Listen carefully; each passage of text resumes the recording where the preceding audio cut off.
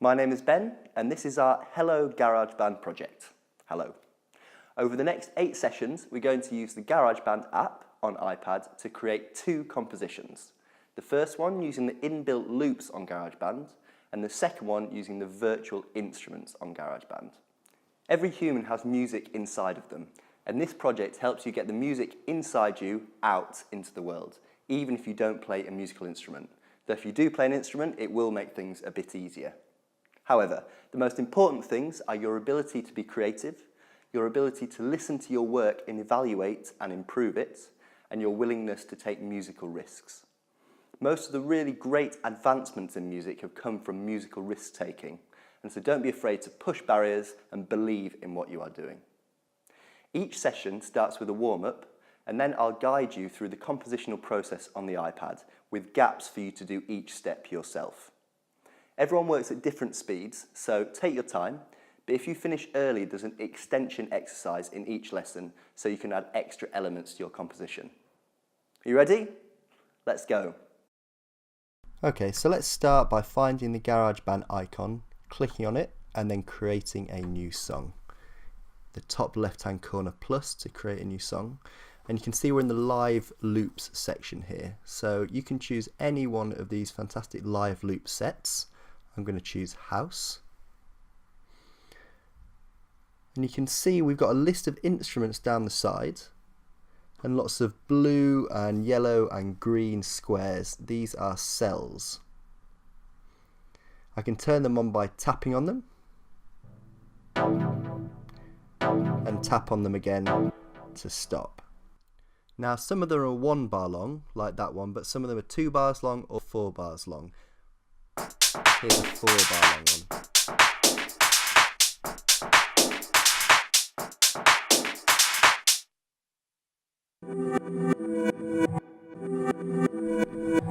You saw there that the shorter loop moved around faster and the longer loop cycled around more slowly. You'll also notice that the loops don't stop immediately when I press the button, they wait till the end of the bar they're playing.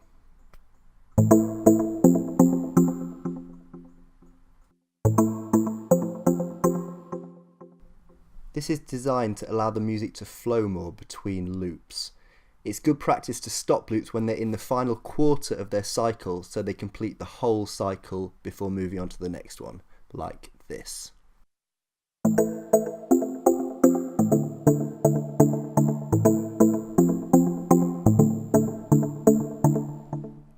I can also trigger whole sets of loops by pressing the little arrow above the number.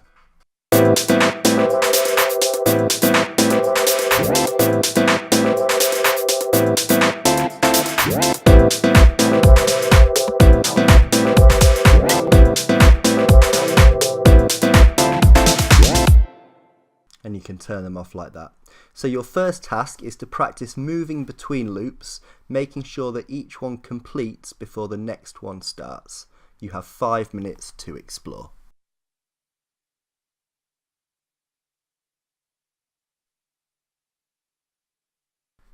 This project's about creating great music, but it's also about developing your skills as musicians. So the next step is for us to create our own set of loops.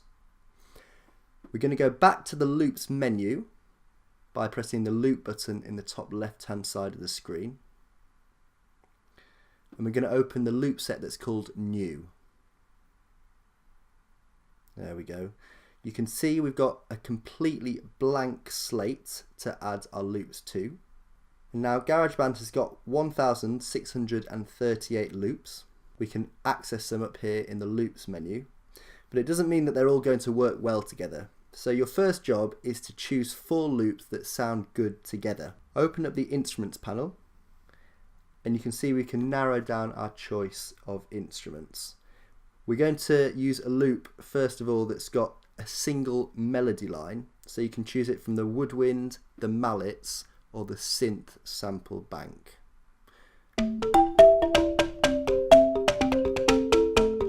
So I can preview a loop by tapping on it once, and if I want to use it I can drag it into an empty loop space like this, and there it is. The next loop I'm going to choose will create some rhythm. So we're going to choose something from the percussion or drum kits bank.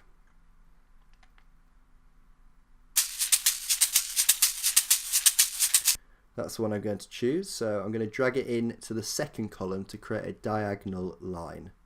If I put it in the top row, it wouldn't be able to play both loops at the same time, and I might want to do that.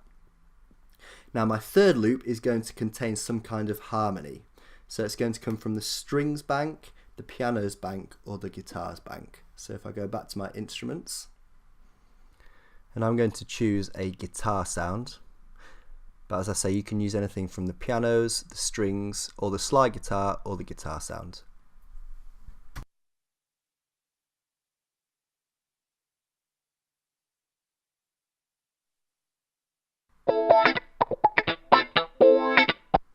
Yeah, we'll have that one. You might take a little more time listening to a few different ones and choosing, but obviously I've done this a couple of times before.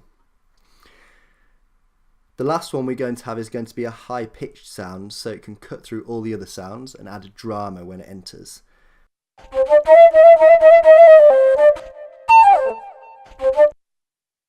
So that's a high-pitch single sound. You might want to use a voice, but I'm using the flute. So have a go. Add 4 loops to a new live loop set.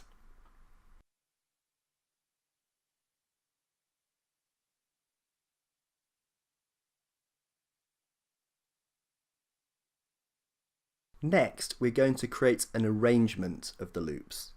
This means we're going to bring them in one by one as if it was a real song. So let me give you an example.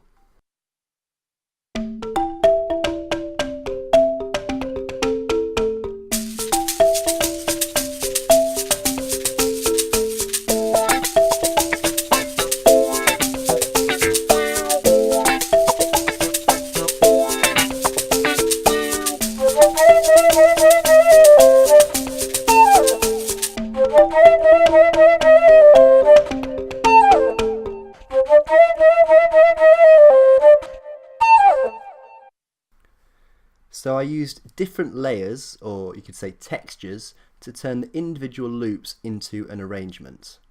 Next, I'm going to record this arrangement into the track view page, which we'll see in a minute.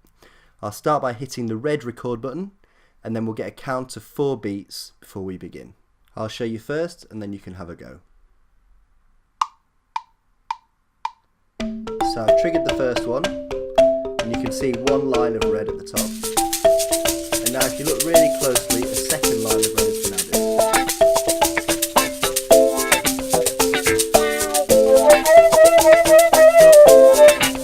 So I'll start taking them out.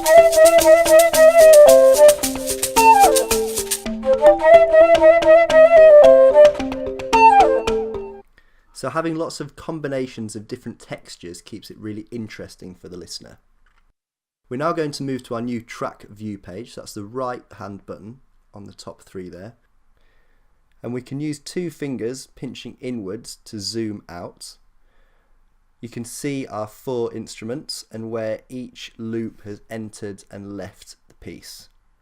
Finally, if any instruments are too loud, you can open up the track controls like that to fine-tune the volumes using those volume sliders next to each instrument.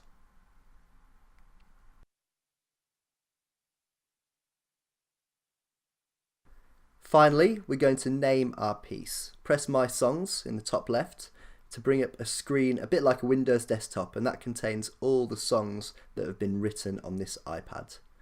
Now touch the name of the song, it'll be in the top left hand corner, and name it with your own name plus whatever else you want to call the piece.